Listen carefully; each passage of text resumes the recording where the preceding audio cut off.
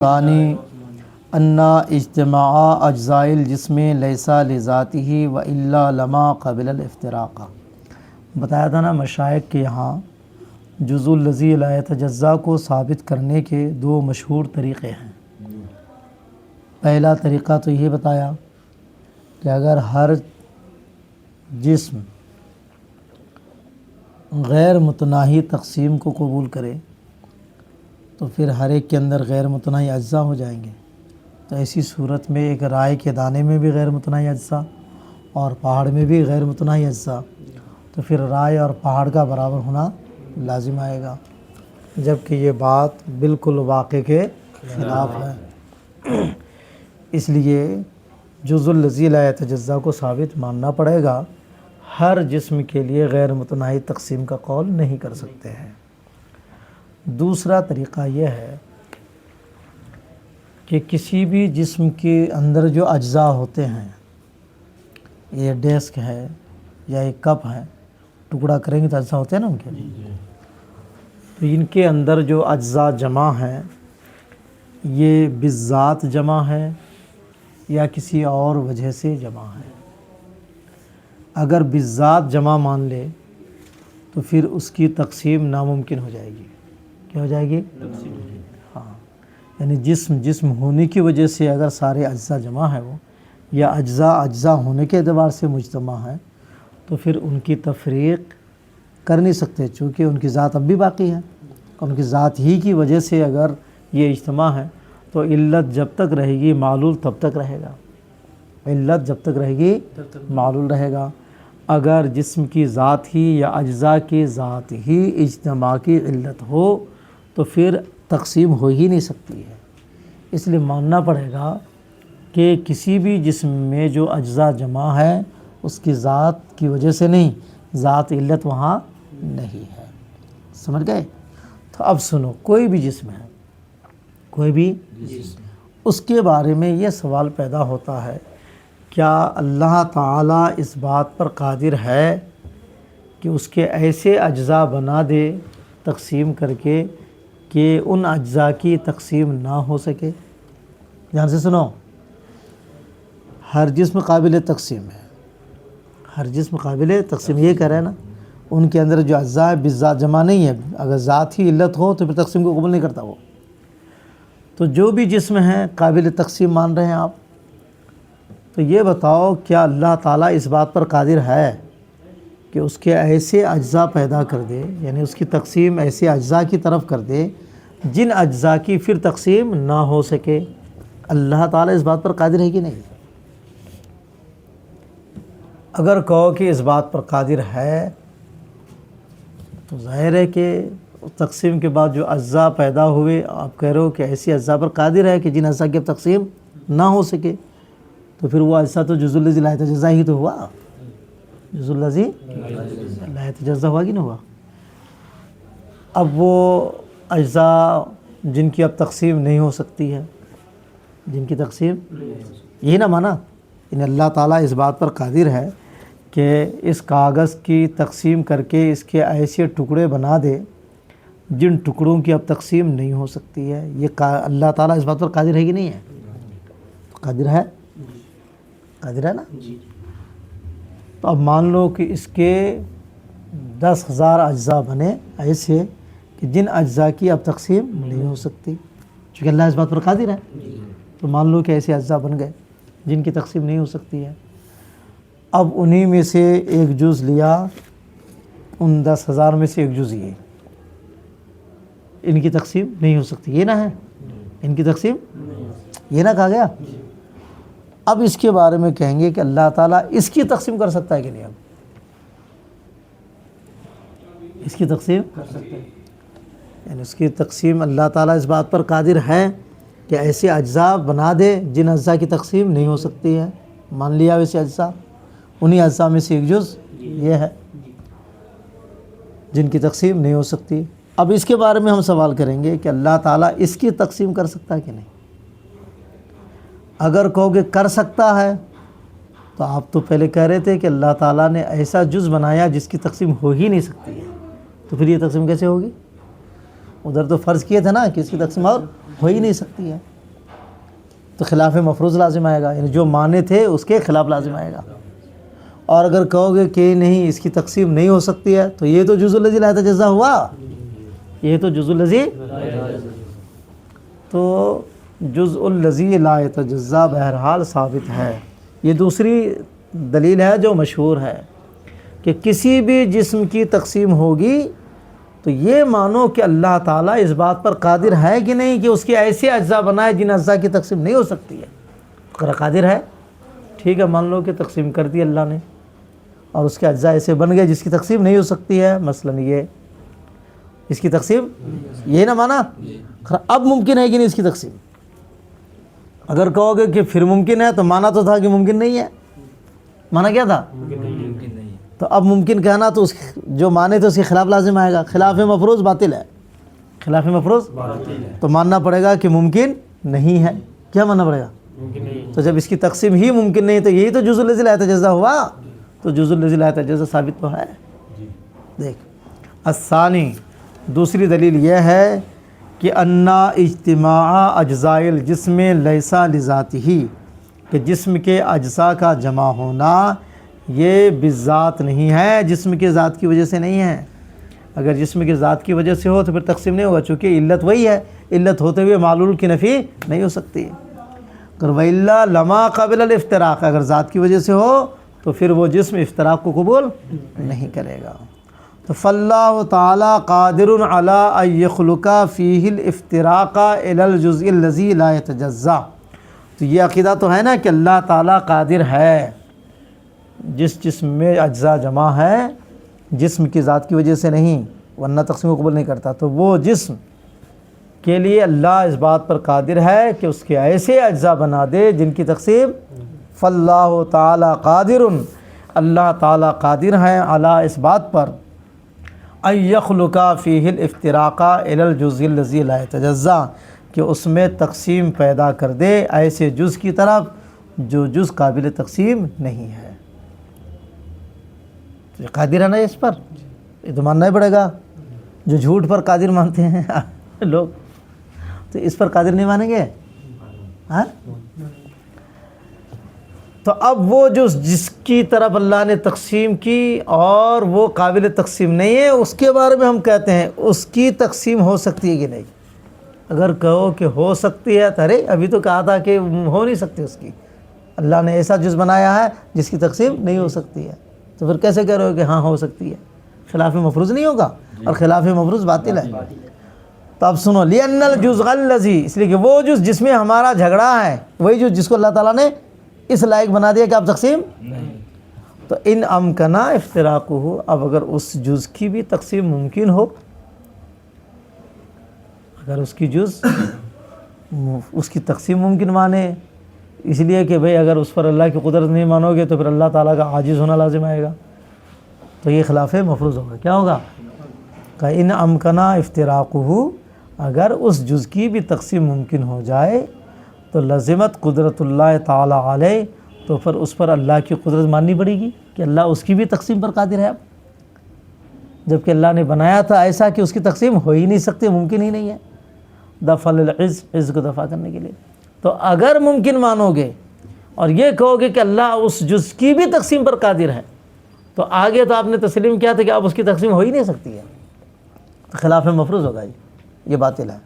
وَإِن لَمْ يُمْكِن، اور اگر کہو کہ ممکن نہیں ہے، چونکہ اللہ نے ایسا جز بنایا ہی ہے کہ اس کی تقسیم ہو ہی نہیں سکتی ہے، اللہ نے ایسا ہی بنایا اس کو، اس لیے اس کی تقسیم ممکن نہیں ہے، تو کر یہی تو جزء الذی لا یتجزا کر۔ وَإِن لَمْ يُمْكِن، اور اگر ممکن نہ ہو جز کی تقسیم تو ثبت المدعا، تو ہمارا دعویٰ ثابت، دعویٰ کیا ہے؟ جزء الذی لا یتجزا ثابت ہے۔ آئی سمجھ میں؟ نہیں آئی؟ کم آئی؟ ارے مان لو کہ یہ سوال ہو رہا ہے کہ اللہ تعالیٰ اس بات پر قادر ہے کہ اس کے ایسے اجزاء بنائیں جن اجزاء کی اب تقسیم نہ ہو سکے، تو کہ ہاں قادر ہے، قادر ہے تو مان لو کہ اللہ نے تقسیم کر دی، اب اس کا ایک جز یہ بنا، تو یہ کیسا جز بنا جس کی تقسیم اب اس کے بارے میں پوچھ رہا ہے یہ ممکن ہے کہ نہیں اس کی تقسیم؟ اگر کہو گے ممکن ہے تو ابھی تو کہا تھا کہ اس کی تقسیم ممکن ہی نہیں ہے، یہ کہا تھا نا کہ اللہ نے ایسا جز بنایا جس کی تقسیم ہو ہی نہیں سکتی.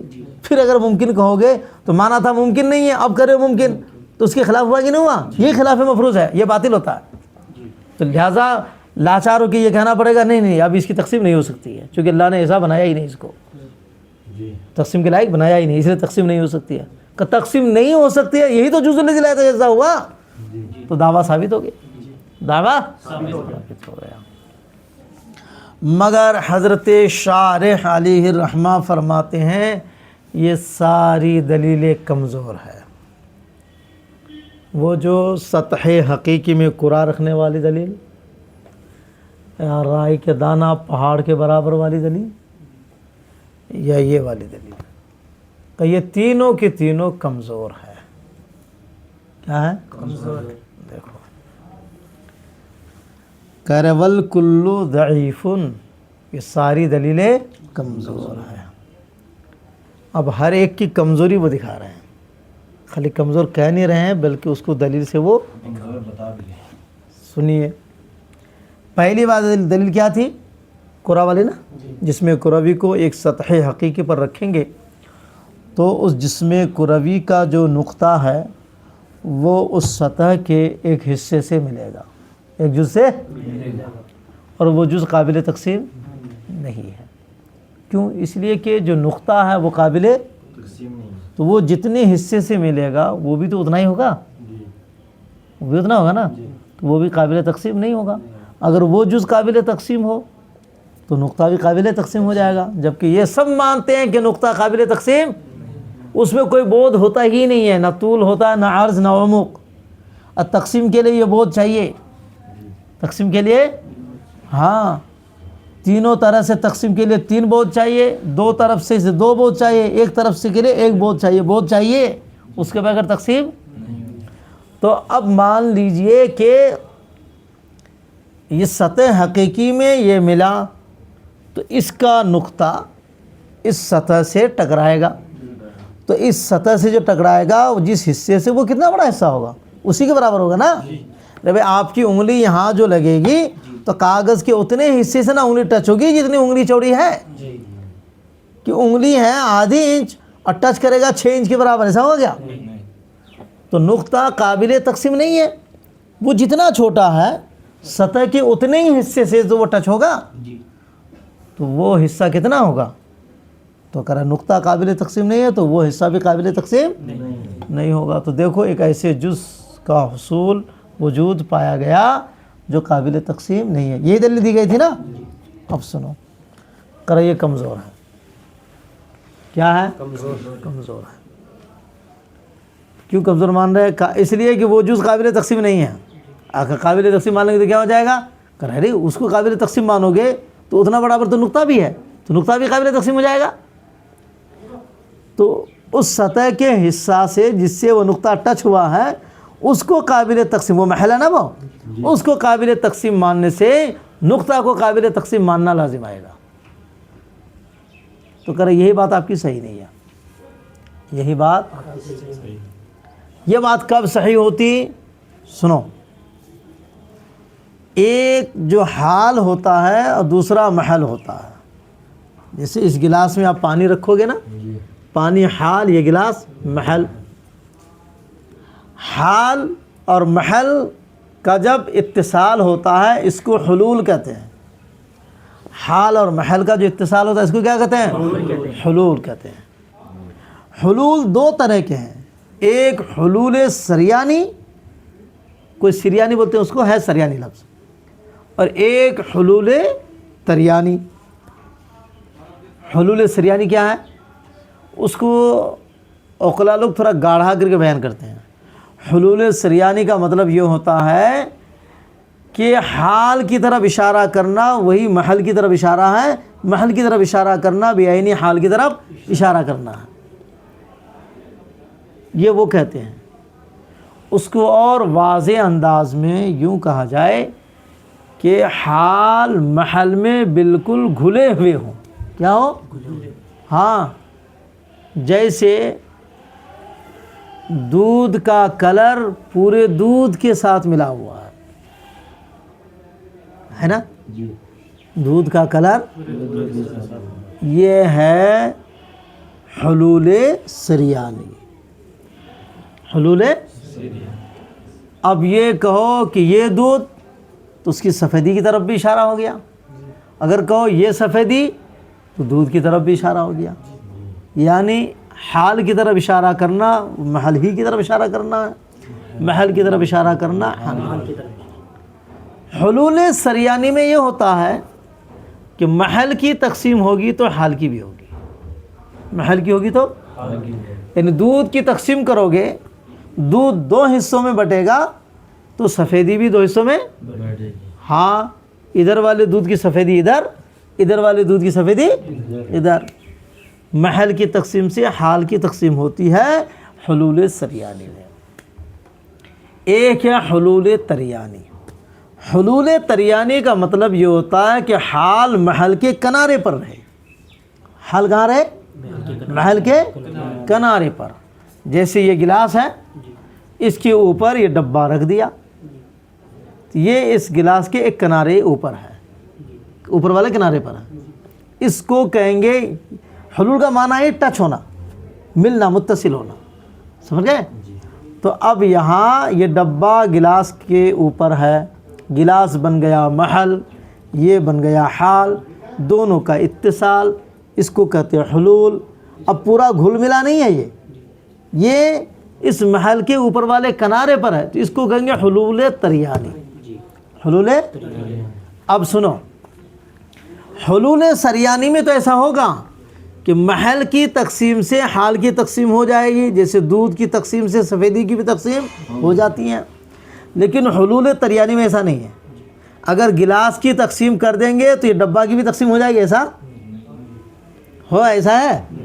گلاس کو 2 ٹکڑا کر دینے سے ڈبہ بھی 2 ٹکڑا ہو جائے گا, یہ ضروری نہیں ہے. یہ بات سمجھ میں آ رہی ہے؟ حلول سریانی میں محل کی تقسیم سے حال کی تقسیم ضروری, لیکن حلول تریانی میں محل کی تقسیم سے حال کی تقسیم ضروری نہیں. اب سوال یہ ہوتا ہے کہ حلول سریانی میں محل کی تقسیم سے حال کی تقسیم ضروری ہوگی, حلول تریانی میں نہیں. اب یہ جو نقطہ کا حلول سطح کے اس جسم کے ساتھ ہے نا, جسم کو بھی رکھا ہے یہاں, نقطے کا حلول اس سطح کے ایک جز کے ساتھ ہے نا, یہ کون سا حلول ہے؟ حلول سریانی ہے کہ حلول تریانی؟ تو ظاہر ہے حلول سریانی تو ہے نہیں, یہ نقطہ اس میں گھل مل گیا ہے دودھ کے کلر کی طرح, ایسا تو نہیں ہے نا. تو حلول سریانی نہیں ہے. حلول سریانی ہوتا تب تو آپ کہتے ہیں کہ وہ جز قابل تقسیم نہیں ہے, اس لیے کہ اگر اس کو قابل تقسیم مانیں گے, محل کی تقسیم سے حال کی تقسیم ہو جاتی ہے سریانی میں, لہٰذا محل کی تقسیم یہاں نہیں ماننی پڑے گی, ورنہ پھر نقطے کی تقسیم ہو جائے گی, حال کی تقسیم ہو نہیں سکتی ہے. تو یہ حلول سریانی نہیں ہے. حلول سریانی میں یہ بات آپ کی بیٹھتی, کس میں؟ حلول سریانی میں یہ بات بیٹھتی. لیکن یہاں نقطے کا جو حلول سطح حقیقی کے جز کے ساتھ ہے وہ حلول تریانی ہے. حلول تریانی میں محل کی تقسیم سے حال کی تقسیم ضروری نہیں, جیسے اس گلاس کی تقسیم سے اس ڈبے کی تقسیم ضروری نہیں ہے. لہٰذا آپ کا یہ کہنا کہ وہ قرۂ حقیقی کو رکھا تو اس کا ایک نقطہ اس سطح کے جس جز سے متصل ہوا, حلول کیا, وہ قابل تقسیم نہیں ہے. اگر قابل تقسیم مانیں گے تو نقطہ بھی قابل تقسیم ہوگا. یہ اس وقت یہ دلیل آپ کی صحیح ہوتی جب یہ حلول سریانی ہوتا, تب یہ حلول سریانی نہیں ہے, اس لیے یہ دلیل آپ کی صحیح نہیں ہے. دیکھو, اما الاول رہی پہلی دلیل, فَلِأَنَّهُ إِنَّمَا يَدُلُّ عَلَى ثُبُوتِ النُّقْطَةِ, یہ تو نقطہ کے ثبوت پر دلالت کرتا ہے. وَهُوَ لَا يَسْتَلْزِمُ ثُبُوتَ الْجُزْءِ, وہ جز کے ثبوت کو مستلزم نہیں ہے. نقطہ سے ٹچ ہوگا. نقطہ کس سے ٹچ ہوگا؟ لِأَنَّ حُلُولَهَا فِي الْمَحَلِّ لَيْسَ الْحُلُولُ السَّرِيَانِ, اس لیے کہ اس کا حلول محل میں لَيْسَ الْحُلُولُ السَّرِيَانِ, حلول سریانی نہیں ہے, کہ حتیٰ یلزم من عدم انقسامها عدم انقسام المحل, کہ اس حال کے تقسیم نہ ہونے سے محل کا تقسیم نہ ہونا لازم ہے. ایسا نہیں ہے. یہ کب ہوتا؟ حلول سریانی ہوتا تب، سمجھ گئے؟ لہٰذا یہ بات صحیح نہیں ہے، لیکن یہ ایسے ہی کہہ دیں گے تو کوئی ضروری نہیں ہے بھائی۔ اول تو یہ ہے کہ حلول سریانی نہیں ہے، اس کو دلیل سے ثابت کرنا پڑے گا، نہیں ہے۔ حلول تریانی یہاں ممکن کیوں نہیں ہے، اس کو بھی ثابت کرنا پڑے گا۔ خالی ایسے کہہ دیں گے کہ حلول سریانی نہیں ہو سکتا تو یہ بات قابل تسلیم نہیں ہے۔ دوسری بات کہ یہ جو نقطہ اس جز سے متصل ہوا تو وہ بھی نقطہ ہی ہوگا، وہ بھی یہ بات بھی کہنا صحیح نہیں ہے۔ جس میں کروی کا نقطہ سطح حقیقی کے جس حصے سے ملا وہ حصہ بھی نقطہ ہی ہوگا، یہ کہنا صحیح اس لیے نہیں ہے کہ نقطہ کہتے ہیں خط کے کنارے کو۔ کس کے کنارے کو؟ وہاں خط کہاں ہے؟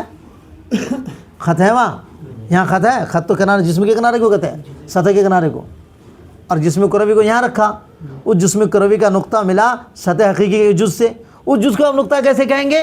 نقطہ تو وہ ہوگا جو خط کا کنارہ ہو، وہ خط کا کنارہ کہاں ہے؟ لہٰذا نقطے کا نقطے سے اتصال آپ مان رہے ہو، یہ بات صحیح تو یہ کہہ کے اس دلیل کو ضعیف قرار دینا سمجھ سے بالا تر ہے۔ ہاں یہ کہنا کہ حلول سریانی نہیں ہے، یہ بات تو مشاہدے سے سمجھ میں آتی ہے، لیکن حلول تریانی نہیں ہے اس پر کوئی مضبوط دلیل نہیں ہے۔ بہرحال شارح کا یہ موقف ہے، اس طرح انہوں نے کہا یہ دلیل کمزور ہے۔ دوسری اور تیسری دلیل کیا تھی؟ رائے والی ہیں؟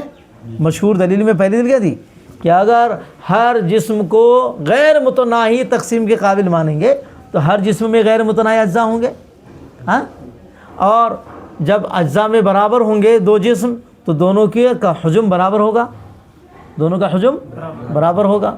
تو جب رائے کے دانے میں غیر متناہی اجزاء، پہاڑ میں بھی غیر متناہی اجزاء میں برابر، تو دونوں کے جسم میں بھی برابر ہونا چاہیے، یہ خرابی لازم آئے گی، جبکہ یہ واقع اور مشاہدہ کے خلاف ہے۔